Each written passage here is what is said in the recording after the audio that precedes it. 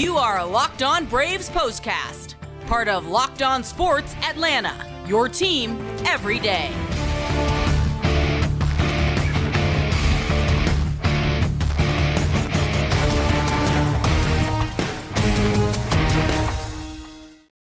Hello and welcome to the Braves POSTCAST, part of Locked On Sports Atlanta. Grant McAuley, Jake Mastroianni with you after another Braves win, another series win for this club as the Braves continue to just streak their way towards the All-Star break.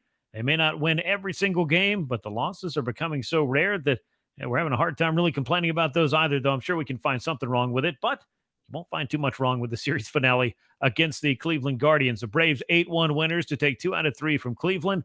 Next stop is Tampa Bay. We're going to talk about that series as well, but we're going to get you all wrapped up and caught up on what the Braves were up to as they depart Cleveland with the win in that series. Before we get started, I want to remind you to subscribe to Locked On Sports Atlanta right here on YouTube. Click the bell so you get notified every time we drop a new episode. Go ahead, hit that like button, leave us a comment. We appreciate all of that. And if you enjoy the show, be sure to tell a friend and be sure to subscribe to Locked On Braves wherever you get your podcast.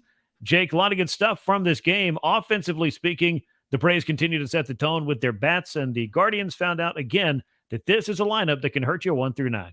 It certainly can. And I mean, what powerful lineup this is. They had the 8 hardest hit balls in this game, 11 balls hit over 100 miles per hour.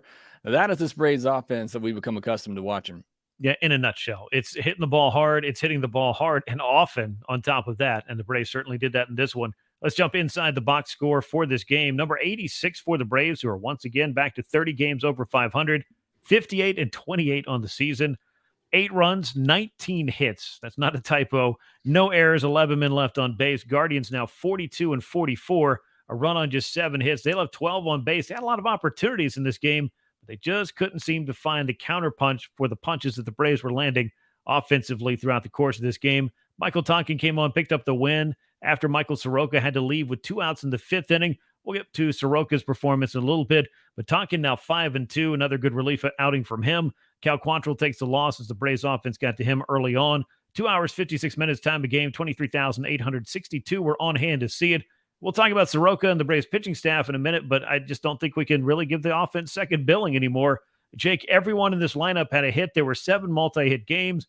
Matt Olson, Sean Murphy went off. I mean, pick a guy and let's just start talking about him because I left an awful lot of meat on that bone for you.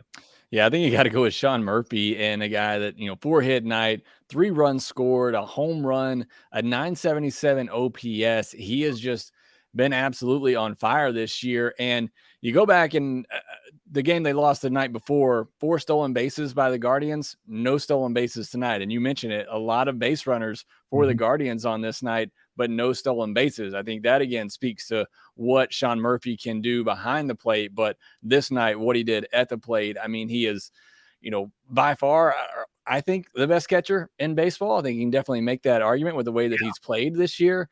I mean, definitely with that 977 OPS, it's top 5 in all of baseball.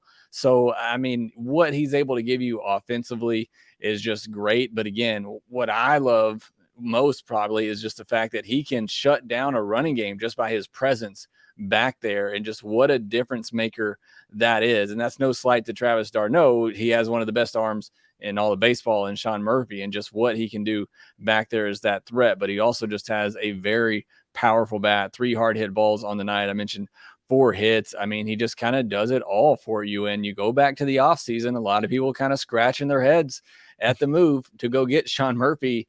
And I think now we're halfway through the season, over halfway mathematically. And I think a lot of people are understanding just how valuable he truly is. Yeah, if hindsight teaches us an awful lot of things, and it's easy to say. But, I mean, I think a lot of us were also excited about getting Sean Murphy. But at the time, there were a lot of people, I know they were all up in my Twitter mentions, wondering why the Braves were trading for another catcher when they have so many other glaring needs on this roster. With the passage of time and the health of Ronald Acuna Jr., Ozzie Albies, those are a couple of things that help. Guys who have stepped up and played a major role on this team, like Orlando Arcia, like Bryce Elder, and then, of course, Sean Murphy coming in and not just being, as you mentioned, a guy that can shut down a running game, handle a pitching staff, and play Gold Glove defense. This is a guy who's having his breakout season at the plate. I mean, on pace for 100 runs batted in or close to it. 30-homer season could be in the offing for him as well. And as you talked about with the list for best catcher in baseball, If Sean Murphy's not in your top two, then I don't think we even need to have a discussion, because when you do the things he does behind the plate, defensively speaking, and I think behind the scenes and working with his pitching staff, and you've got a top 5 OPS in baseball, you have made the top of my list as far as best catchers in baseball are concerned.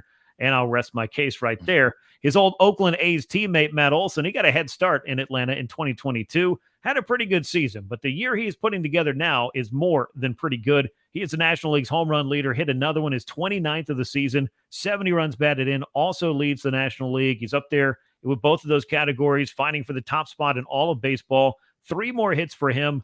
Jake, the adjustments that he has made, and just I think as much as anything, maybe sticking with things and not trying to overhaul and do anything too drastic, has helped Matt Olson hit his way through a slump and find himself on, I would have to, chance a guess that this has got to be one of the best hot streaks of his entire career.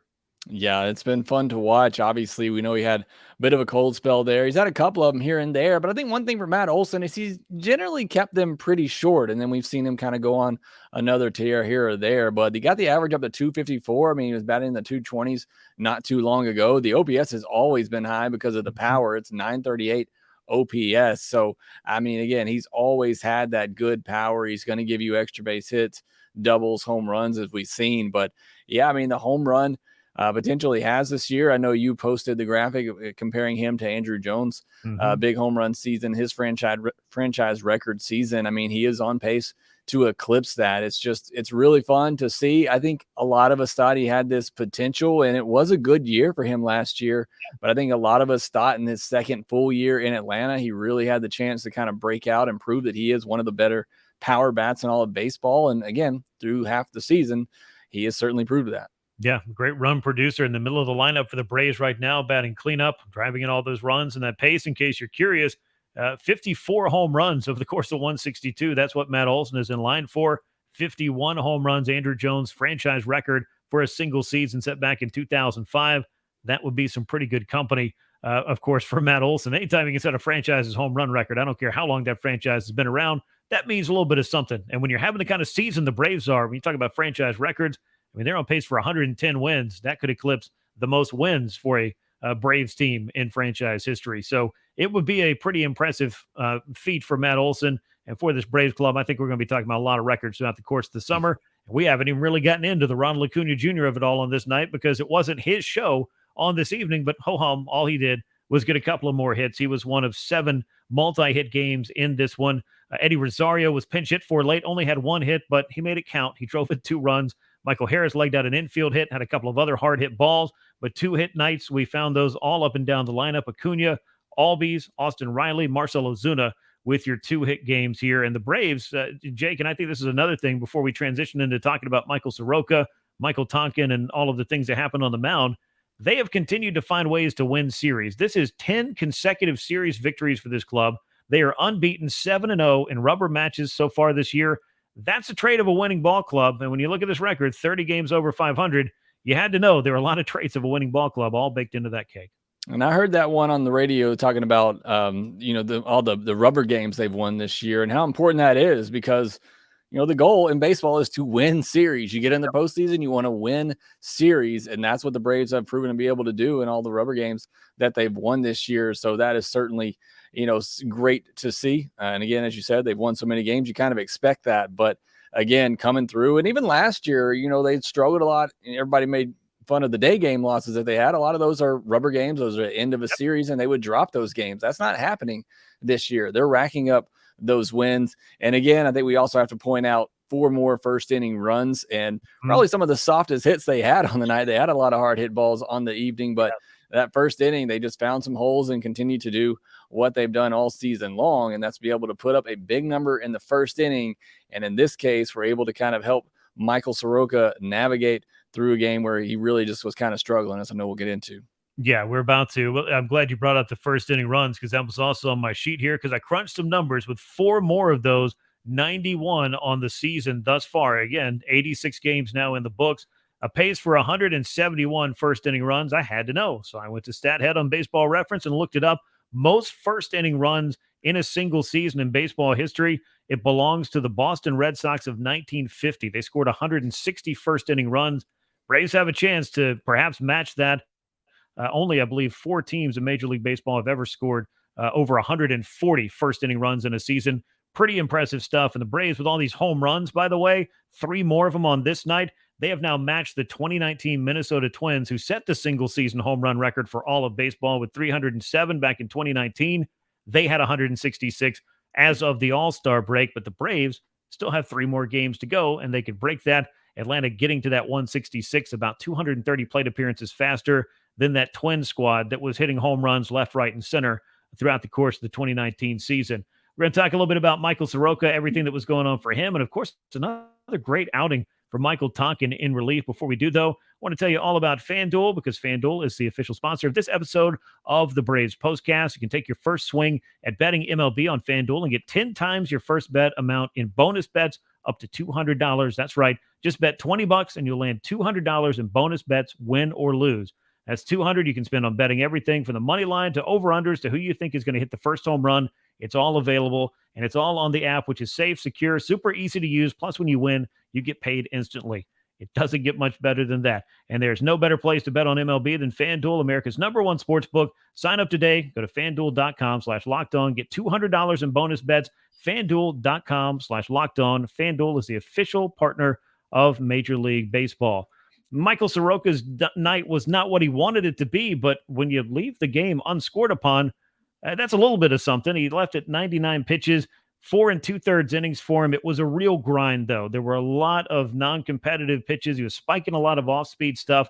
5 hits, 3 walks, of course, 4 strikeouts. It felt like to me, he got the outs and made the pitches when he needed to. And as much as anything, I think that's kind of part of the progression when you were off as long as he is, and you're trying to get back to being what you were and maybe a little bit better. Yeah, I think if there's one positive thing you can take out of this outing from Soroka is that he did make the pitches, as you said, when he had to. He had the 4 strikeouts. It seemed like they all came in huge spots with runners in scoring position and less than 2 outs. He was able to find that strikeout pitch when he needed it, but just clearly did not have full command of his arsenal on this evening or for most of this evening. He also hit a couple batters as well. So again, it's a guy who hasn't pitched professionally in 2.5 years. He's trying to work his way back. We all know that. And we're all hoping he gets back to that former form that he had. But right. Again, it's just he's still working his way back into it. He had to change up his mechanics. We all know, we've heard the story by now. So it's going to be a grind for him. You're going to have starts like this. But again, I think the one positive you can take from this is, as you said, still left the game and didn't give up any runs, thanks to Michael Tonkin, who got out of a jam there in the 5th inning and then pitched really well afterwards. So it's a growing process for Michael Soroka. The stuff, you can still see it. It's there when he's able to command it. I just think that command is still a little off for him right now.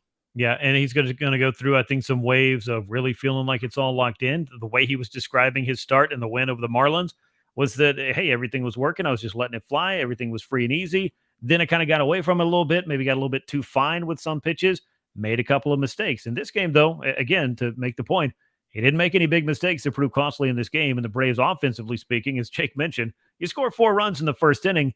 That has to loosen him up at least a little bit. And I think that Michael Soroka can mark this as progress on his step and see what happens again when he takes the mound for the next time, which will be in just a little while. 4 2/3 innings for Soroka left a lot for the bullpen to cover on a night we knew Raisel Iglesias was probably not available or wasn't available. How about 3 1/3 innings of one hit, shutout ball with no walks and 3 strikeouts for Michael Tonkin. Quickly before we look at the Tampa Bay Rays series, I mean, we've made the joke about Bryce Elder being kind of an unsung hero. We've talked about how good, Orlando Arcia is as a starter in the All-Star game. I think the story's out on that. Everybody's, recognizing what he's done for this club. But when you do look at pleasant surprises for the Braves in 2023, Michael Tonkin's name's got to appear on that list because he has logged a lot of innings and gotten the Braves a lot of outs this year and done some things like he did tonight that have really helped save the rest of that bullpen. And it's been a great story, too, because the last guy in on the roster, probably by most accounts, and a guy out of options, but pitched really good at Gwinnett last year. And I think the Braves, know how valuable that is and how valuable that depth is. And they've had to kind of finagle it a little bit this year to keep him on the roster because I think they know what he can do. And when he's healthy and when he's in there, he has put some big innings for the Braves this year. You're talking 3 1/3 innings to save the bullpen. Yeah, you had a big lead, but he didn't allow the Guardians to get back in it and give hope and make Snicker have to go back into that bullpen even further. And he's done that a handful of times this year. And those are just huge throughout 162. So yeah, Tonkin, certainly one of those unsung heroes with the performances he's had this season. Yeah, looked great. And again, tonight, those are important innings because it helps you for a bullpen that could use a little bit of a rest for everyone. Well, other than Ben Heller, who worked the ninth inning, everybody else got that night. And then, of course, Thursday is an off day, which brings us to Friday, which is the Braves' final series of the first half. It happens against the other best team in baseball that has been for much of the first half, the Tampa Bay Rays. We know they had their gigantic winning streak at the start of the year. They're still, I think, the class of the American League at this point. At least the Rangers are giving them a run for their money there. But putting that aside, this is a nice 3-game series, an interesting one between the two best clubs record-wise in baseball heading into the All-Star break. You get game one down at the Trop on Friday with right-hander Charlie Morton on the mound for the Braves. Of course, the former Ray. He's 8-6, a 3.57 ERA. Tyler Glasnow, 2-2 with an ERA of 4.5, going to be on the mound for Tampa Bay in the opener. Should be an interesting matchup, and there could be an awful lot of strikeouts in this game if both of those guys have their breaking balls working and are doing the things that they've been known to do. Yeah, it should be a great way to end the first half of the regular season. As you said, two of the teams that have probably been the two best teams in the first half of the season. Texas Rangers probably throw their name in that mix as well, but should be a really fun series between these two teams. Perhaps, a World Series matchup one day we could see, but certainly the Rays, as you mentioned, were the toast of all of baseball through the first month or so with the great start that they got off to, and now the Braves with the run they've been on for the last month and a half. Like I said, just kind of a perfect way to end the first half of the regular season. Yep, should be a lot of fun. Braves and Rays will go at it after Thursday's off day, so it's a weekend series heading into the All-Star break. It starts on Friday night at Tropicana Field, 6:40 p.m. Eastern Time. The first pitch for Charlie Morton against Tyler Glasnow, as the two best teams record-wise in baseball square off to end the first half. And that will end this episode of the Braves Postcast. We appreciate you, as always, riding along with us after each of these games. We're happy to bring you as many of these as we possibly can.